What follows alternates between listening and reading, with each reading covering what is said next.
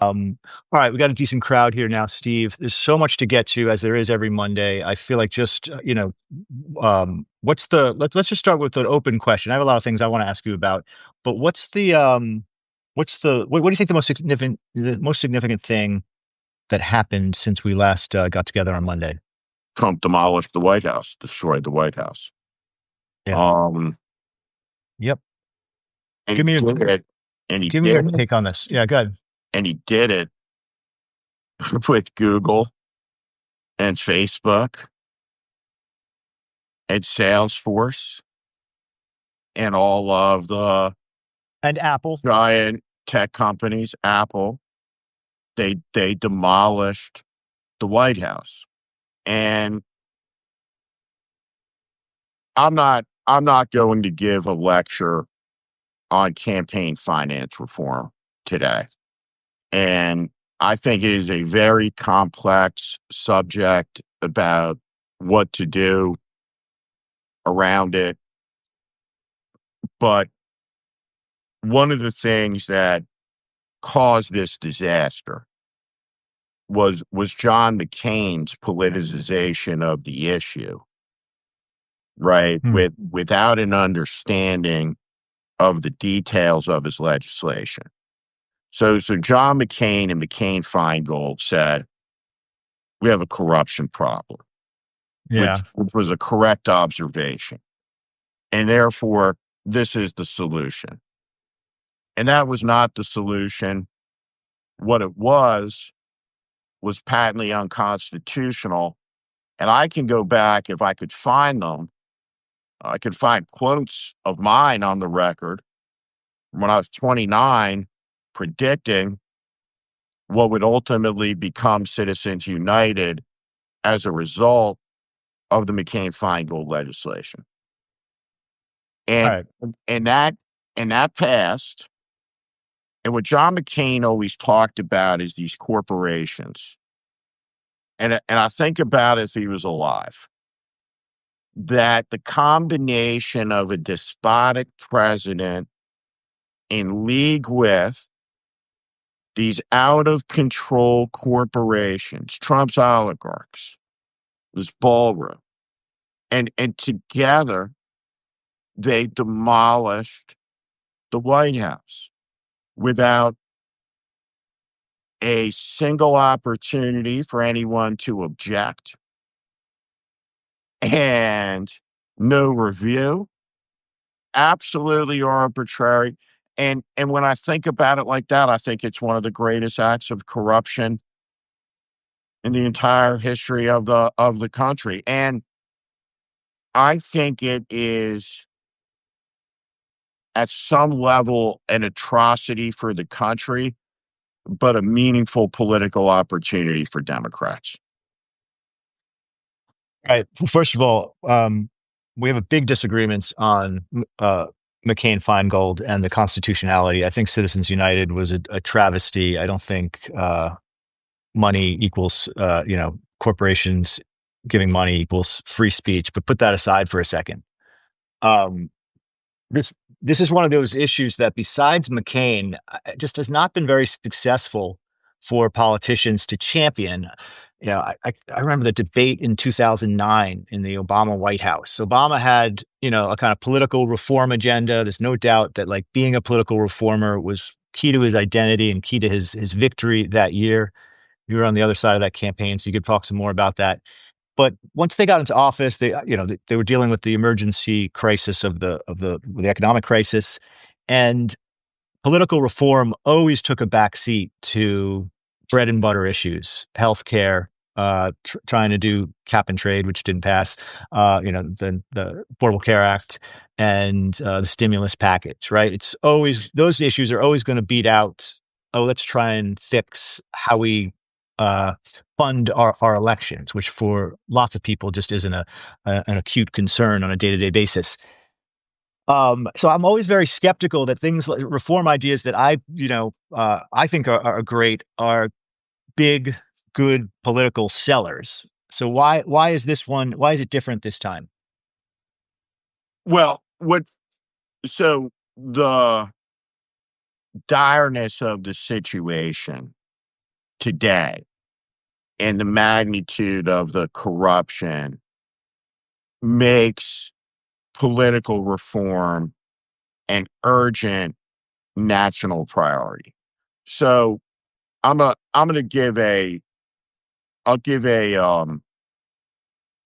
example using a Trump constituency, the cattlemen. Hmm. So the cattlemen supported Trump.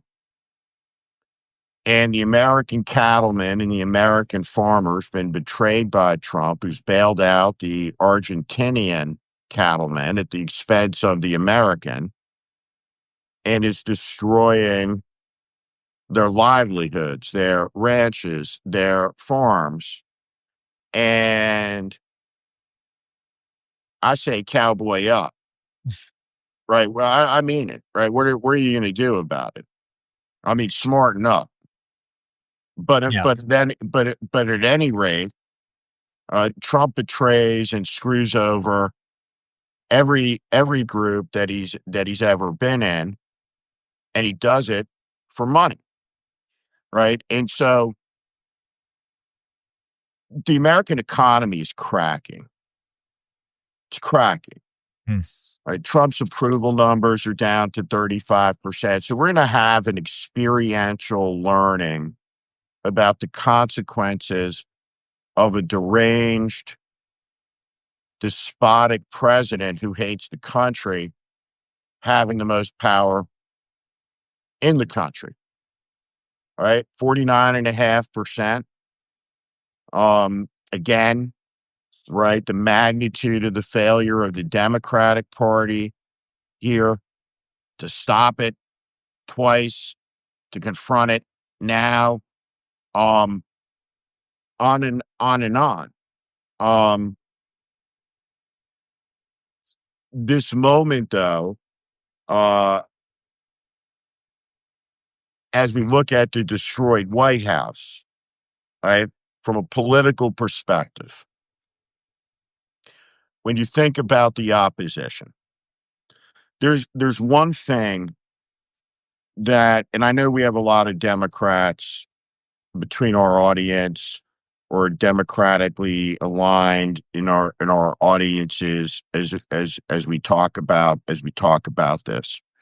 Um, there is a Washington D.C. word, right? That you'll hear from a bunch of pundits, podcasters that drives me crazy, Hmm. and it's a political word that exists within the Democratic Party, and the word is distraction. Hmm. This is a distraction. That's a distraction. I want Democratic politicians to stop telling me what is and what is not a distraction. But my response to it is fuck you. It alienates me. And I'm not alone. I will decide for myself what is and what is not a distraction. So what are some examples? I watch and I see John Obama's communications guy, John Favreau. and Tim Miller talking about, oh, it's a distraction. Right? Tim Miller's a guy who at the Christmas party line jumps out of line and literally hugs Joe Biden and says, I'll do anything to keep you here. Right? When he clearly was not able. And this is why we are where we are. But at any rate, John Favreau and Tim Miller, the White House and its destruction is a distraction. It's not a distraction. The first thing that every person in this country should be able to agree upon is the restoration of the White House to what it was before it was destroyed.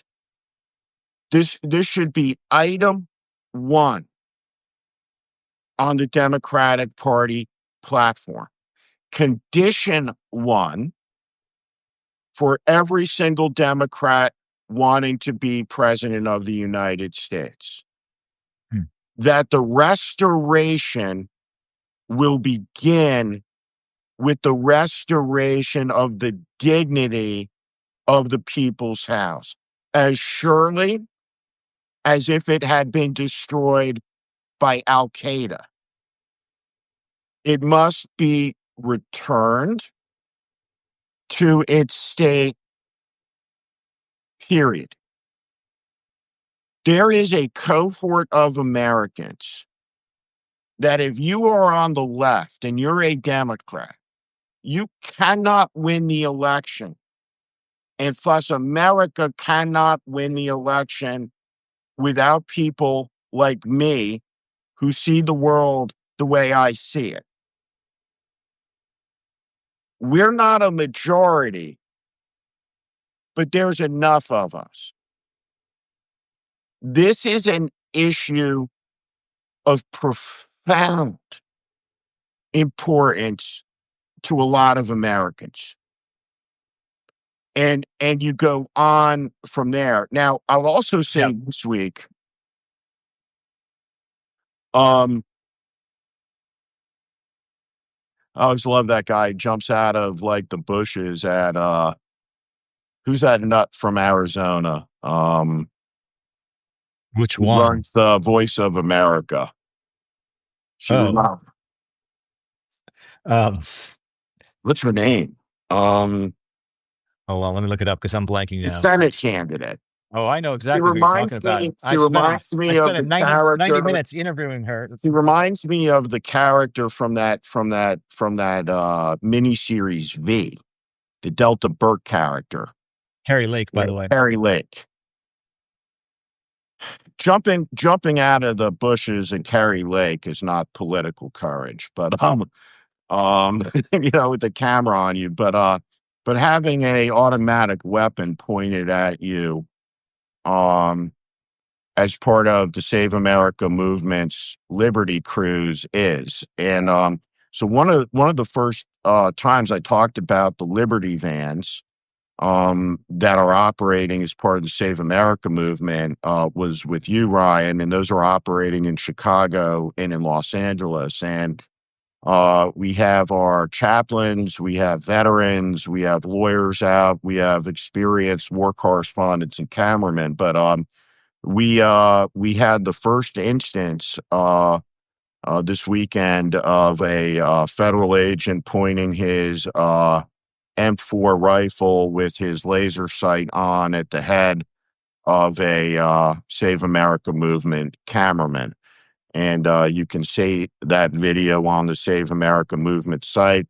We have captured some important video that shows Sector Chief Bavino taking command, launching an attack on a defenseless civilian population in Chicago. And so we're bearing witness to these things, and we will also begin a series of advertisements in Washington in the next 24 hours. We're gonna have a Ronald Reagan series, so we'll have Reagan on Canada, we'll have Reagan on immigration, and we'll take that Ontario ad, and we've just put the graphics that describe the American economic condition over it. And we're going to run those ads, all of them, so Trump can see them on Fox and on Fox Business. We'll be running ads on CNBC that show the destruction of the White House with the corporate logos and the people that did it. Those will be up this week. And then we have an ad um, that will be up with Pam Bondi that shows her face being eroded away like acid, with the acid being metaphorically the lies. Lies corrode, lies deface. And we'll watch Pam Bondi's face melt in that ad as the word Epstein is branded on her forehead, because she is, um, of course, covering up for one of the most notorious child sex traffickers in the 21st century, Ghislaine Maxwell. All right, that's a lot. All right, let's. I want to pick through some of this, Steve. The first thing is the destruction of the East Wing of the White House, which I feel like for a lot of people who weren't quite paying attention, and had a sense that things were going in the wrong direction. This was more of a gut punch than some of the other complicated legal issues, issues about ICE overreach. Um, there's a lot of stuff Trump's done that is going to have profound consequences into the future for the United States, but that right now doesn't actually affect a lot of normal people. If you don't live in a city where you have National Guard troops on your streets, that doesn't affect you. It's very easy to look the other way and not care about ICE agents snatching people off the streets and sending American citizens to foreign gulags. It's easy to be unconcerned with the weaponization of the Justice Department because people think, oh, well, I'm sure John Bolton and Letitia James and James Comey did something wrong. Um, but putting a wrecking ball to the East Wing, um, obviously it's visual in a way that some of that other stuff isn't. Um, I just know in my casual conversations with people that struck a nerve in a new way, and so I'm surprised that anyone is saying that that's a distraction, that that's not an important issue. And to me, it is the ultimate symbol of Trump's expansion of power, not for the obvious reason that he's taking a wrecking ball to so many institutions and to our democracy. Not just because of that, but the to me it's a symbol for his entire presidency because their explanation for it is, well, previous presidents have changed the White House complex. Nixon put in the swimming pool and and bowling alleys have been put in, and the Obamas put in a garden, and people have rearranged the Rose Garden. Oh, the Obamas put in It's all bullshit. It's just but straight pure gaslighting. pure gaslighting, but this is that kind of whataboutism is at the heart of every seizure of power in the Trump term so far. It is taking a minor example of presidential overreach or a loophole in a law, and it's driving a truck through it and doing it and doing it on every single front, every expansion of power that they can find in presidential history. They are uh, driving these proverbial trucks through all of those loopholes. And so this is just the classic thing with the White House. It's like, yeah, well, people have changed the White House before, so this is no different. And that kind of level of absurdity and gaslighting, where everything's rooted in some previous presidential decision. So what's the big deal? Nothing under the sun has changed. And the problem with it is not just that they say it because Trump is an insane liar and we know he's going to lie and he's surrounded himself with liars. What's really insane to me is that every Republican official just suddenly parrots that excuse and sort of It's belittles disgusting. journalists asking them questions about it, like, oh, you didn't complain when Obama put in a basketball court. And that's again, that is really the issue is Well, the cult like cowardice that Trump's supporters show. He only gets away what he gets away with because the other branches of government have not risen to the occasion, and because the press hasn't risen to the occasion. And so I agree with you. It's certainly not a distraction. It's a symbol of everything we've seen. And those companies, I haven't seen this, but I guarantee every one of those companies that was contacted will say a version of, well, we didn't know the details of what he was going to do, which, if anyone's been paying attention, this is the classic Trump con. Give me some money for something, and I'm not going to tell you what it's for. And then he does something insane. The people who fund it say, well, we didn't really know, or the people who support him said, we didn't really know. And it's his way of corrupting anyone who supports him or engages in a venture with him.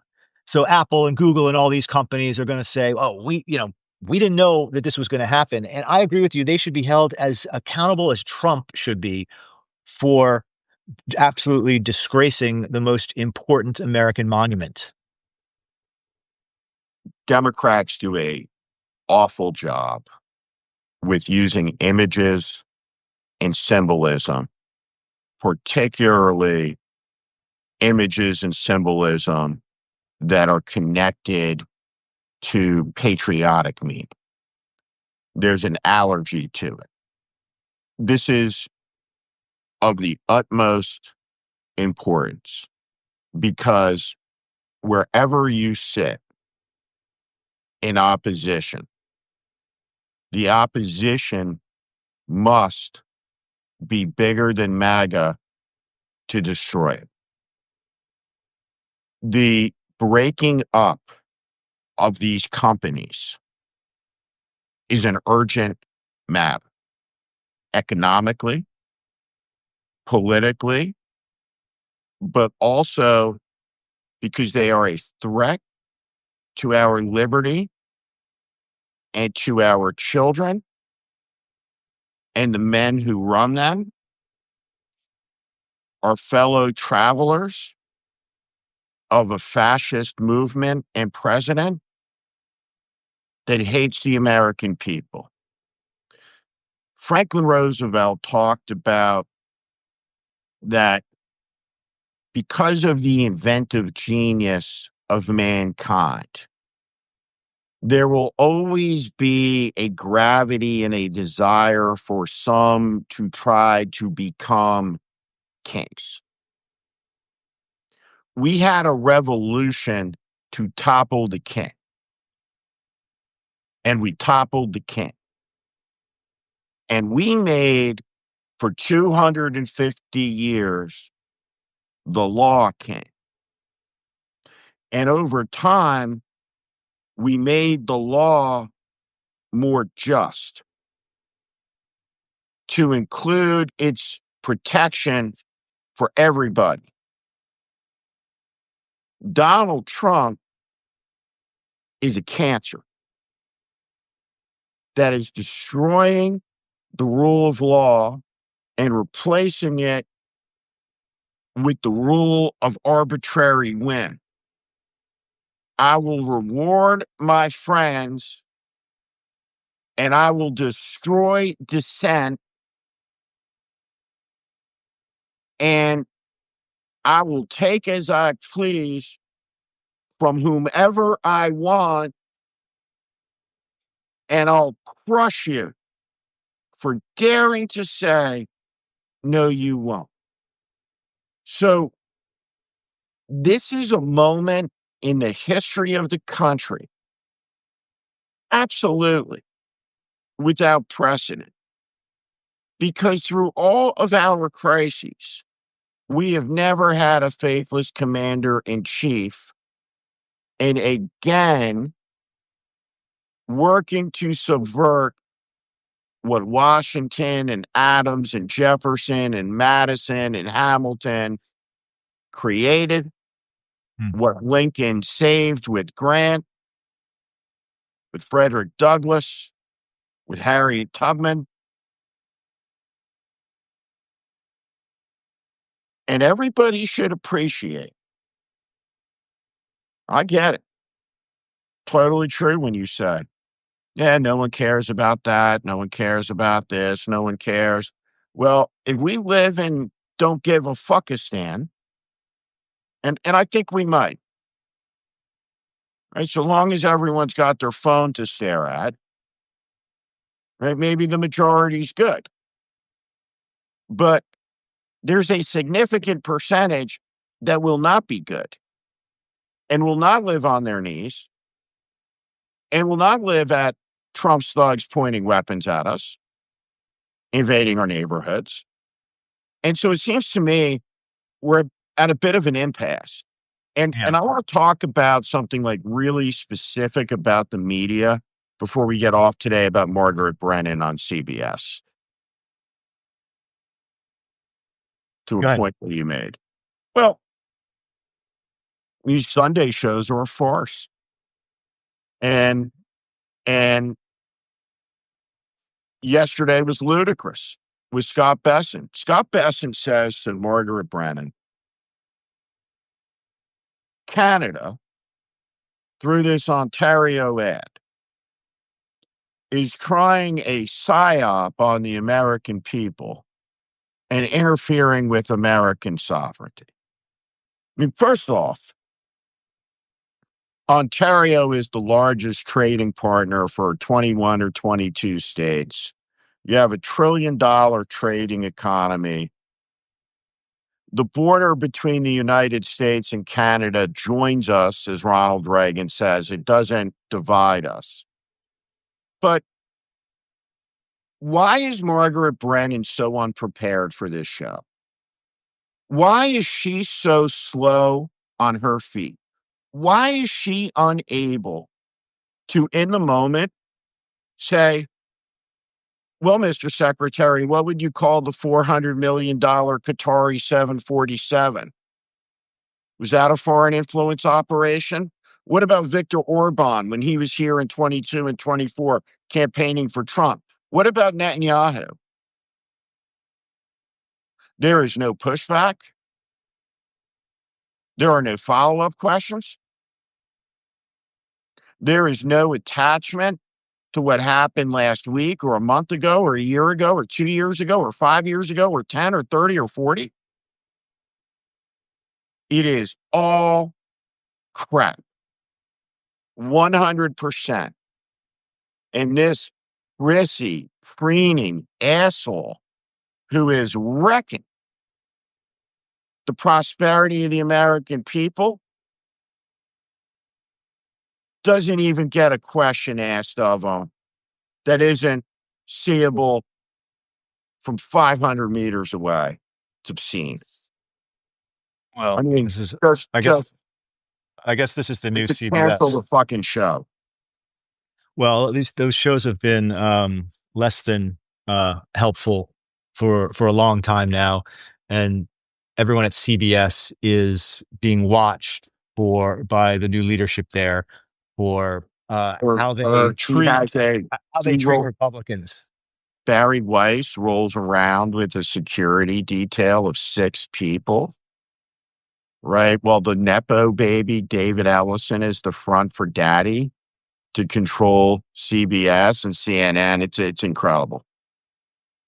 Yeah, I have a lot I could say about that. I don't want to get off track on that. Whatever. All right, Steve. The Trump buck on was hotter. Trump on Air Force One today, or this morning, was in Tokyo. He refused to rule out a third term and had this whole back and forth with the press. I think that triggers armed resistance and civil war. Wait. Him saying that, or Doing it. yeah, say more. But he called the whole, like, vice presidential thing too cute. In other words, uh, Donald Trump is yeah, constitutionally Donald Trump is constitutionally prohibited from seeking a third term in office.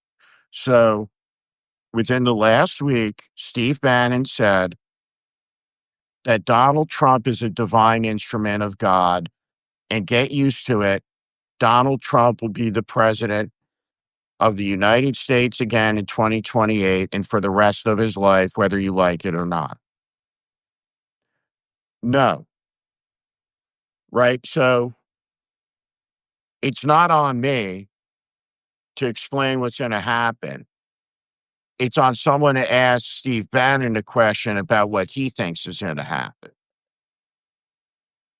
what do you mean by that? So you're saying the reaction to these, like, absurd, unconstitutional scenarios is what, by the press to sort of game out how they're going to do it, Well, no, rather. no. Let's stop the bullshit 10 years in. Let's just stop it. What they're saying is very clearly and very directly is that Donald Trump will be president for life and we Yeah. won't have elections anymore.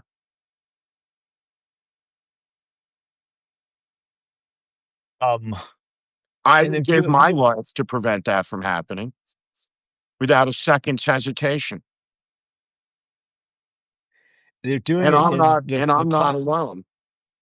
Yeah, I don't think it's going to come to that to But be why but why honest, not? But why but not? At what point do we start taking it seriously? oh, I take it very seriously. It's the first time I heard it, which was probably, before the election. Um, I, I took it extremely seriously. I've taken it. There's no doubt in my mind that Trump, as soon as Trump lays out something like that, hints at something like that, we've seen this trajectory on a million different issues. First, it's a joke, and then the joke gets repeated, and then and then the press starts laying out different scenarios. I want to be very Yeah, clear about something constitutionally. Um, yeah. we're in a moment of urgent national crisis. Gavin Newsom is running an effective counter propaganda campaign.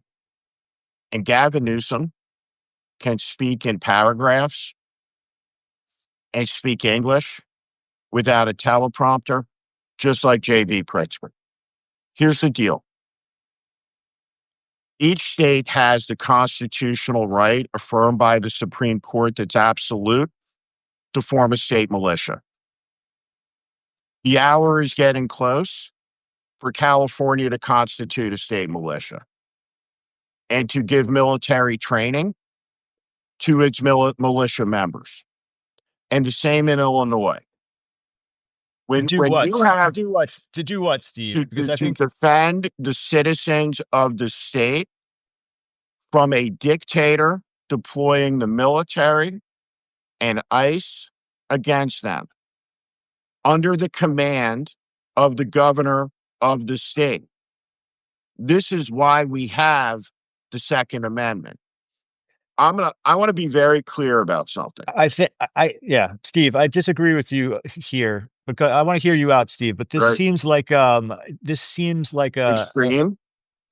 well, it seems like an extreme escalation. I mean, What's you're the calling for extreme escalation? what are you calling for? Are you calling for a civil war against the I'm ICE not, I'm agents and not, no, no, no, no, no, no. You just accused me of a crime there. Emphatically, I'm not. no, And I'm not this accusing is you of any what, crimes. this is I'm what, asking a no, no, question. I'm no, asking a no. question. All right. Again, the question is not mine to answer. I know what will happen if Donald Trump pronounces himself president for life.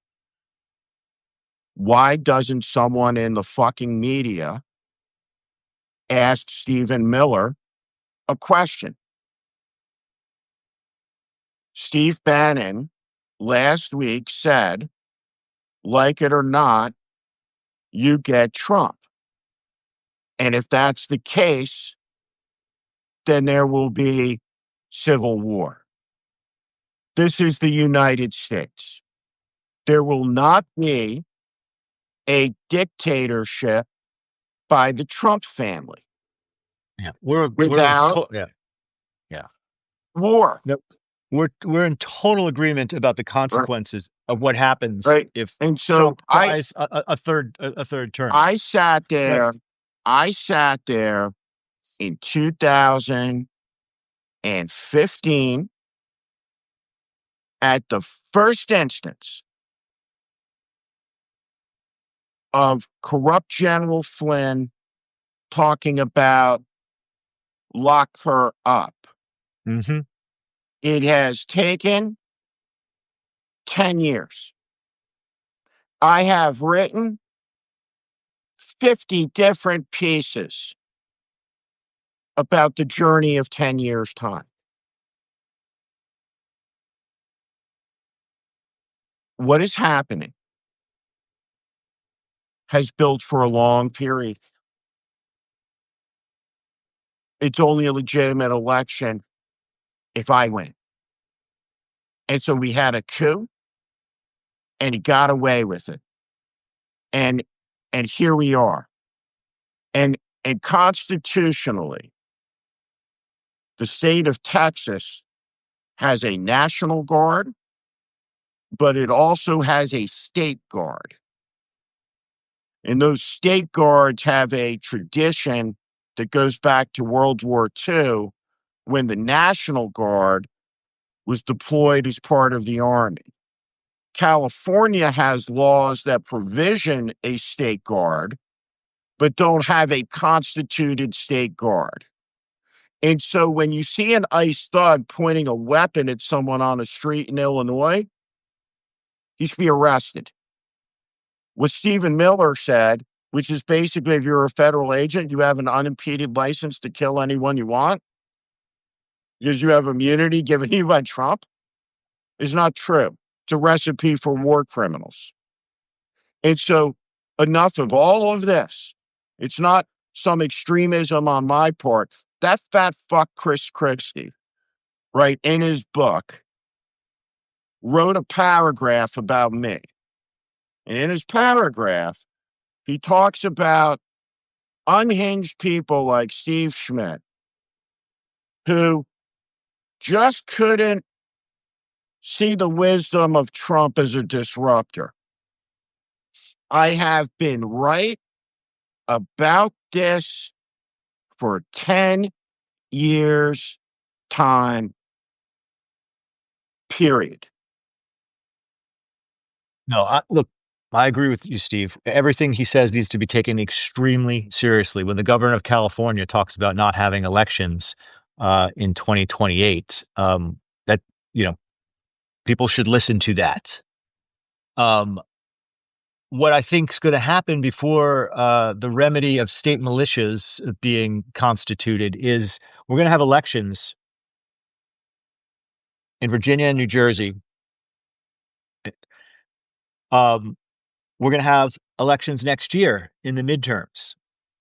And we're going to start to see over the next year a correction. And which I think we agree on this. We're going to start to see for people, and people will be voting on all different against Trump for all different reasons. Some people because he hasn't done any of the things he promised on healthcare and inflation. Other people because they're absolutely terrified of the expansion of power and the rhetoric we've just been talking about with this third term talk, and think he's dismantling our democracy. But there's going to be a big anti-Trump majority coalition that comes together in the next year, in the state elections, these gubernatorial elections, these off-year elections, and then in the midterms. And that's what's going to, I think, begin to turn the ship around. Are you saying that before that, and in the meantime, the courts, as useless as the Supreme Court has been, are going to make some monumental decisions about some of these power grabs on tariffs, on the use of ICE agents to snatch, foreign visa holders for exercising free speech rights, on 16 different issues, and that's all going to play into the midterms as well.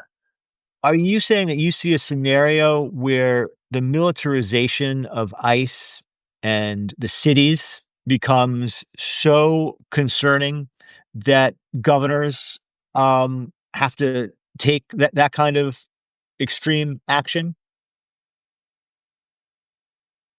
The states created the federal government, not the other way around. Where states have an ability under law for there to be a state guard, they should think about provisioning their state guard. There was a court order in Illinois where a state judge said an ICE agent in my courthouse is ordered to be arrested. What happens when the sheriffs and the ICE guys point weapons at one another? This is the blue on blue violence that all of this leads to. What did anybody think would happen when Texas sends its National Guard to Illinois. And so, No, we talked about that last week. If this were happening in another country and one state was lending troops to the federal government to essentially invade another state's city against the will of that other state, you would rightfully see this as a country that was cracking apart and had the ingredients for civil war. these governors have an obligation to follow their constitutional oaths. They have an obligation to protect their citizens, right? And so when a state has an authority or has a guard, right? If I was the governor of California, I would call a special session. If I was the governor of Illinois, I would call a special session. I would ask for there to be investigative committees to figure out who shot the priest. Who were the men who crashed into the car of the observer? This has to be fought with the philosophy that holds the maximum abuses of power are met by the maximum legal use of power.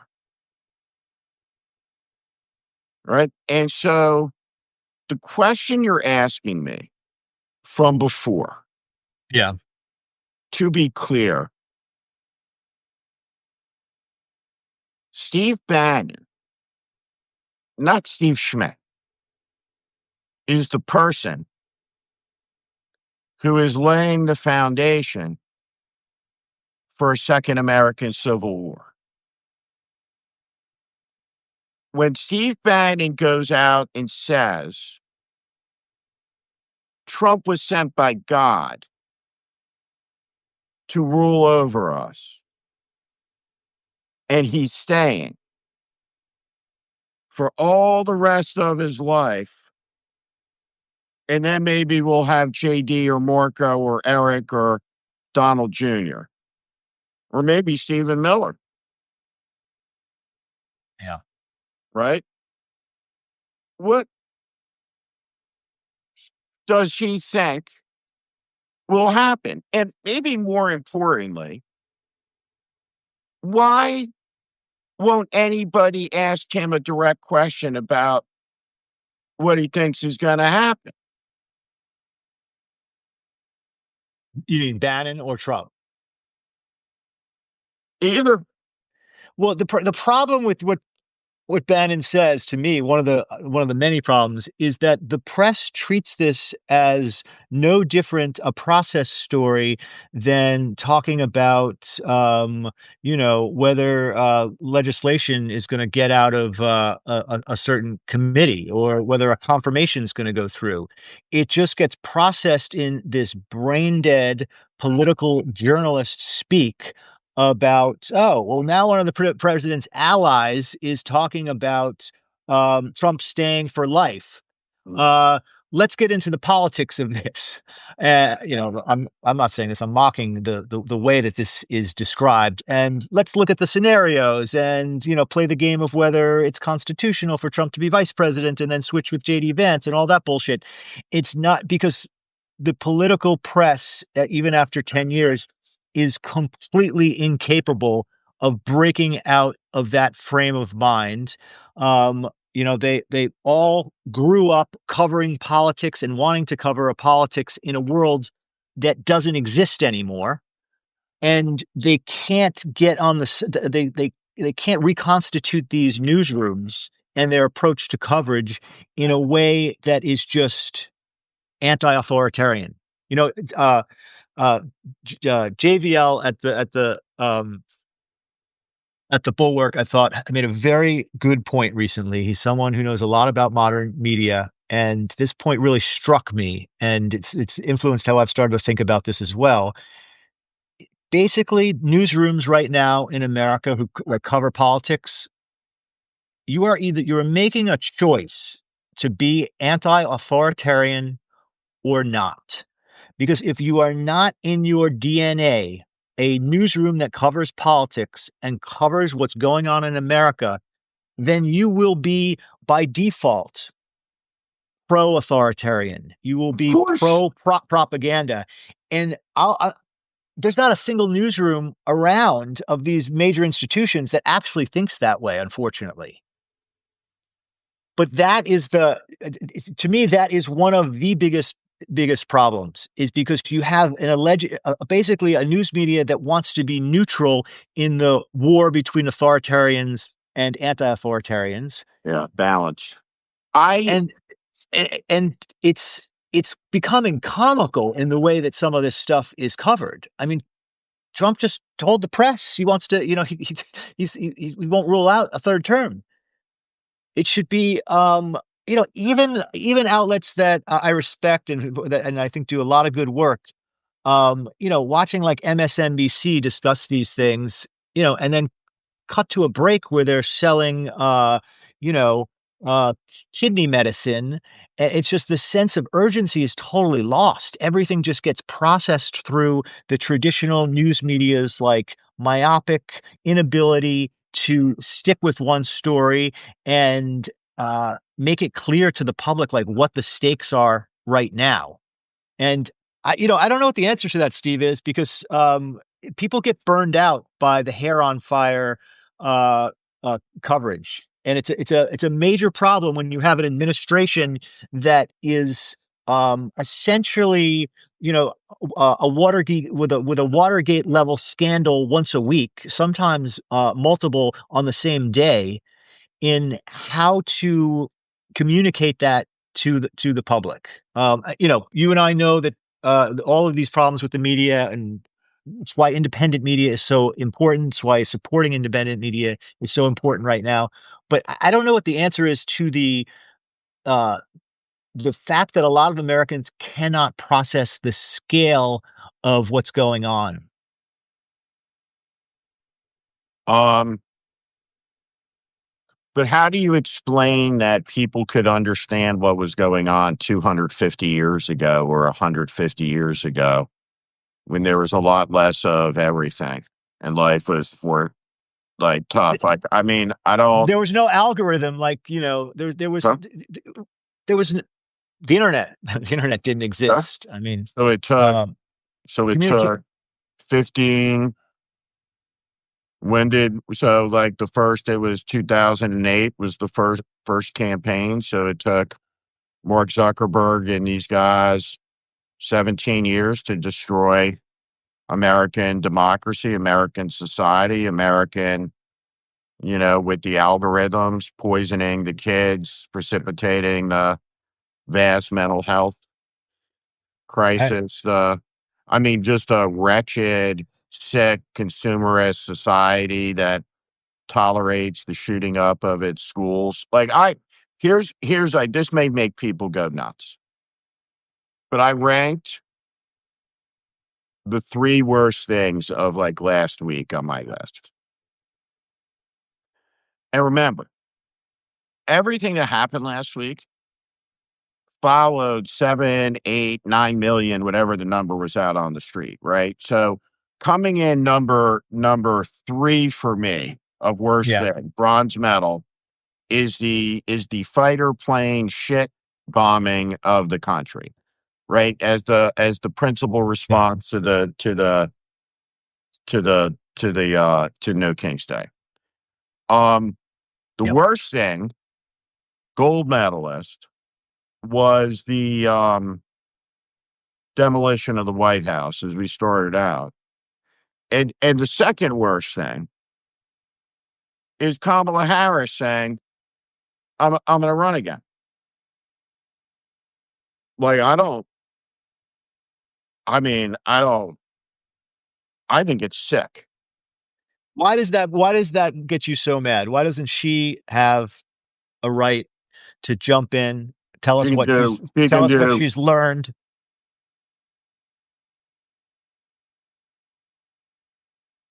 That demolished White House is Joe Biden's legacy. Democratic Party did that, right? Donald Trump was a serious threat. And what the Democratic Party did is they all got in line behind the absurdism, just like the Republicans did, just like they did behind Trump. Every Democrat who knew better got in line, including Kamala Harris, who saw this guy in the Oval Office and knew he wasn't up for it. She Yeah. failed. Yeah. She lost to Donald Trump, and her takeaway is, I'm going to do it again. Her husband works for one of the big law firms that capitulated to Trump, and he didn't resign. Well, yeah. I look at this very differently. I don't, I've been a Democrat now for 5 years. I'm thinking seriously about switching back to independent. Well, Um, but wait, Steve, let me just respond. but I will never have a have the elites of the Democratic Party impose on me and on my children what they imposed on us in 2024, which is defeat, losing to this. I have a different view of this. One of the, if you really want Kamala Harris to suffer the consequences of covering up, as you would say, the Biden, uh, you know, Biden's health I'm looking at and people. I'm looking at do you think? people. I'm looking. Hold on. I'm like looking at people saying they would vote for. I just Look, but what wouldn't it? If you really want her to understand the consequences of 2024, wouldn't it be great for her to run in a Democratic primary and have her opponents point that out, have her actually try and defend that record, and have that debate as an internal debate in the Democratic Party? And I think your view would be that view would be defeated. Because I don't think yeah. I anyone, mean, I don't think I anyone guess associated, I don't think anyone associated with the Biden administration is going to survive the primary in 2028. And even some of the governors that are stepping up, like Gavin Newsom, are going to have some tough questions about for sure. where they were. I mean, not to pick on Newsom because I admire a lot of what he's done in recent months, but I'll never forget being at the famous debate in Atlanta where Joe Biden melted Oh down yeah, and standing there asking in a pack of reporters asking Newsom and Newsom defending him to the hilt and saying that's not who Biden is and this and that and I asked him straight up and said, hey, people are talking about Biden stepping out of the race, would you accept the Democratic nomination at the convention? And just totally shutting down that question and that conversation as absurd. Every Democratic leader did the same thing essentially last year. And so they're all going to have to answer that question. And there will be different degrees of guilt in terms of being associated with Biden. Um, but that's the debate they're going to have. And the primary is the place to have that. yeah, yeah. I mean, we'll see. I mean, I the whole country's on the line in the in the next election. Maybe the Democratic Party shouldn't have a nominee. Maybe they should get in line behind an independent nominee. You have anyone in mind? No, I don't. But the party after all of this is still at 25% approval level. I think it's got to be somebody who the country doesn't really know. Um, Yeah. Needs to be on it. Again, you were talking about Gavin and all of that, right? To me, that is the outer limits of my capacity for amnesia, right? Selective amnesia is giving him a pass and forgetting all of the, his gaslighting in 2024, which was appalling. No, and look, people are myopic. Politicians make mistakes and they change. And to me, the more important question is going to be the record in the 4 years since 2024, not just the decisions they made in 2024, because there's no perfect candidate, just like there are no perfect humans. And if Kamala Harris, surprises everyone with an agenda and an approach to Trump that meets the moment, I, then people should give her a second look, just like any other I politician think who can change with the times. Do I think she's that person? No. no, no. Um, so yeah, All right, it's a and then the last thing I'll say, we have 2 minutes left, is we're going to be at war soon. Um, and that and that we're gonna is with we Venezuela. yeah, and that's the other kind of last thing in terms of a prediction is that when he was elected, one of the things I said is all fascists um bring their nations to war. And so all fascists run promising peace and prosperity, and they all bring penury and war. And the war in Venezuela, right, in the military buildup in the Southern Caribbean, is going to result in dead young Americans coming home in caskets. And when that starts, I hope everyone will remember that the guy who ordered them there, said that he's deserving of a Nobel Peace Prize. And we have a very, very serious situation in this country. And just to bring it full circle, Yeah. you know, when Steve Bannon says Trump was sent by God and he's going to be president for life, or Trump says it, why doesn't anyone ever ask any of them, how are you going to do that? No, what are the specifics? Right? What was the purpose of that 22nd Amendment? It's unambiguous. That's right. Trump is deranged. And so there's no follow-ups. The burden of the question about the instigation of the Civil War isn't for someone in the opposition, it's someone on Trump's side who's saying that the transfer of power that has gone on peacefully and bloodlessly from 1797 to 2020, but was successfully transferred nonetheless, is coming to an end in a little bit over 3 years from now. And I'm the crazy person No, for you're not. responding to the clear words of the President of the United States and saying, well, what does anyone think would happen if there was 25 planefuls of Cuban mercenaries who parachuted out over a town in Colorado, right? What what would happen? Right? And so we live in a very silly time, foolish time, dominated by weakness and cowards. And but that's an important question. Steve Bannon says he's sent by God.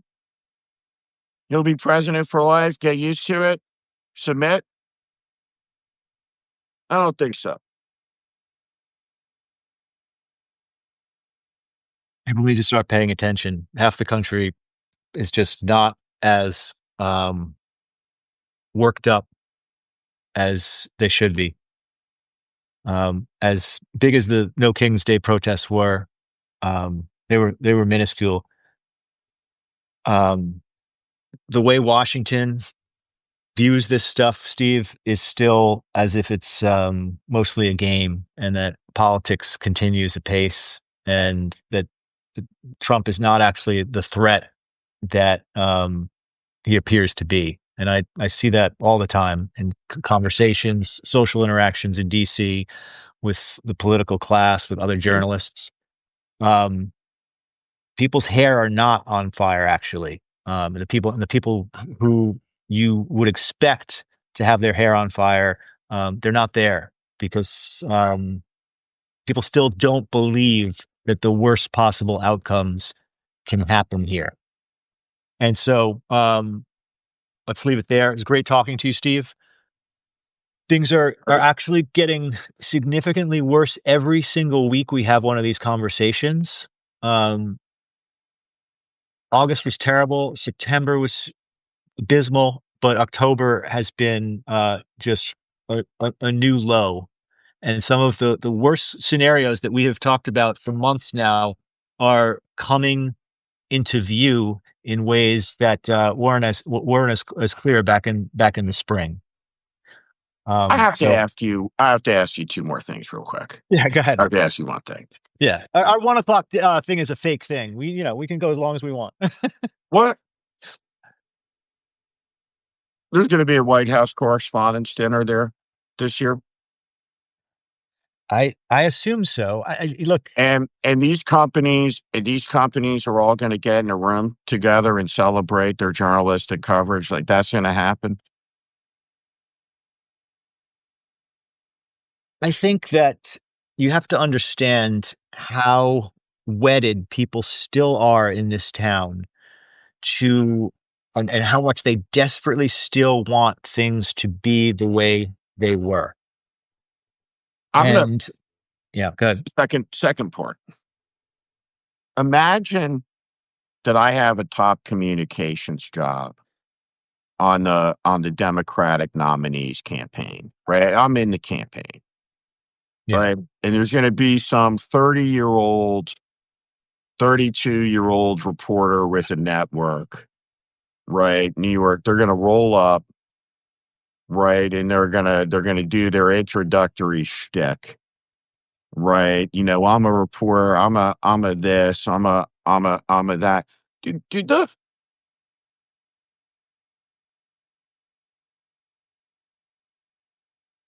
Do you think they have any idea that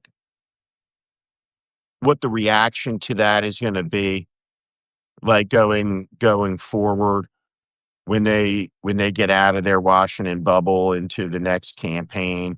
Like I'm here with CBS News and I'm here to cover the facts. No, I don't think Like, people. I don't. There's nothing people can point to in their own lives and experiences as American journalists that prepares them for this moment. We've had a really, really good multi-generational stretch of the freest and open and most open society in the world. The and we believe our own rhetoric about what America is and who we are as Americans. And it takes, you probably know this from your own friends and colleagues. It takes different people, different lengths of time to open their eyes to what's right in front of them and what's actually going on. And the kind of mainstream media in DC will be the last people to get the message. I, I know that in my bones because the incentives around them are just all structured in the wrong way. And they don't see, just going back to that dichotomy, you either see yourself as a journalist as in your bones anti-authoritarian. That's in your DNA and that's in the DNA of your newsroom, or you don't. And if you don't, you end up being, whether you like it or not, a propaganda mouthpiece for this government, at least some of the time. And that what I just said there, you will find very, very few journalists in this town who will agree with me on that, and who will say that I'm being, absurd and hyperbolic. But that is the truth. So, um, good conversation, Steve. Let's do it again Good next talking week to at Ryan. noon. Take Thanks care. for everyone on here. Please support Tell Us and The Warning if you can. See you Yeah, next take week. care.